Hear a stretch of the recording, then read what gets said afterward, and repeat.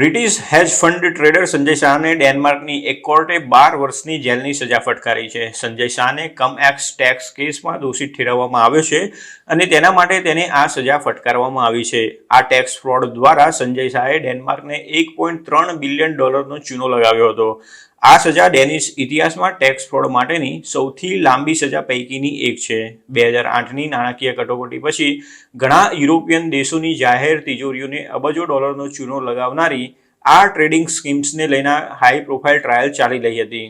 ઘણા દેશોને અબજો ડોલરનો ચૂનો લગાવનારી આ ટ્રેડિંગ સ્કીમનો માસ્ટર માઇન્ડ ભારતીય મૂળનો સંજય શાહ છે અને તેથી જ કોર્ટે તેને દોષિત ઠેરવ્યો છે.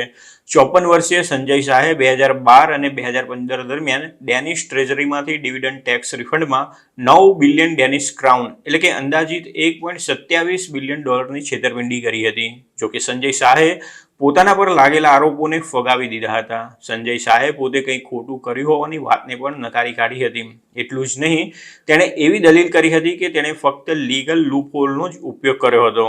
ડેનિશ કોર્ટે ચુકાદો આપ્યો તેના તુરંત બાદ તેણે ડેનિશ હાઈકોર્ટમાં અપીલ કરી હતી. પ્રોસિક્યુટર્સે સંજય શાહને 12 વર્ષની જેલની સજા ફટકારવાની અપીલ કરી હતી.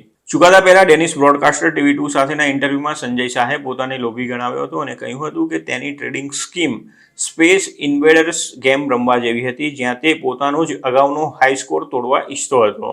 કોપનહેગન બિઝનેસ સ્કૂલના એસોસિએટ પ્રોફેસર ફ્લોરિયન હોલેનબેકે જણાવ્યું હતું કે આ ઘણી આકરી સજા છે.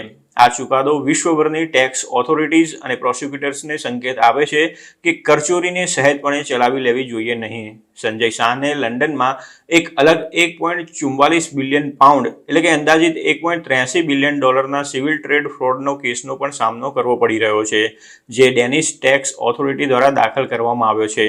આ કેસ એપ્રિલમાં સમાપ્ત થવાનો છે. તેને ડેનમાર્કથી વિડીયો લિંક દ્વારા લંડનની હાઈકોર્ટને જણાવ્યું હતું કે કાયદામાં રહેલી ખામીનો લાભ ઉઠાવીને તેને એક ટ્રેડિંગ સ્ટ્રેટેજી બનાવી હતી અને આ ટ્રેડિંગ સ્ટ્રેટેજી એટલી બધી સફળ રહી હતી કે તેનાથી તેણે એક ફેરારી ખરીદી હતી અને જ્યારે તે 40 વર્ષનો થયો ત્યારે તેણે પોતાને £19 મિલિયન બોનસ ચૂકવ્યું હતું. સંજય શાહની 2022માં દુબઈમાં ધરપકડ કરવામાં આવી હતી અને કાર્યવાહી માટે તે પછીના વર્ષે ડેનમાર્ક પ્રત્યાર્પણ કરવામાં આવ્યું હતું. સંજય શાહના લંડન સ્થિત હેજ ફંડ સોલો કેપિટલ પાર્ટનર્સના નિર્દેશથી રોકાણકારોએ ડિવિડન્ડ ચૂકવણીના દિવસની આસપાસ ઝડપથી શેર્સનું ટ્રેડિંગ કર્યું હતું. પ્રોસિક્યુટરના જણાવ્યા પ્રમાણે પ્રત્યેક ડિવિડન્ડ પર ટેક્સ રિફંડ માટે એલિજિબલ બની શકાય છે અને સંજય શાહે આ બાબતનો ભરપૂર લાભ ઉઠાવ્યો હતો. ડેનિશ જસ્ટિસ મિનિસ્ટર પીટર હમ્બેલગાર્ડે જણાવ્યું હતું કે સંજય શાહને જે સજા થઈ છે તેનાથી તેઓ સંતુષ્ટ છે. સંજય શાહે કોર્ટમાં કહ્યું હતું કે ટ્રેડર્સે પાર્ટનરશિપ્સને શેરની માલિકીનો દાવો કરવાનું મંજૂરી આપી હતી. આમ તેઓ શેર્સની માલિકી ધરાવતા ન હોય અને ડેનમાર્કમાં ક્યારેય કોઈ ડિવિડન્ડ ટેક્સ ચૂકવ્યો ન હોય તો પણ તેઓ ટેક્સ રિફંડ માટે હકદાર છે.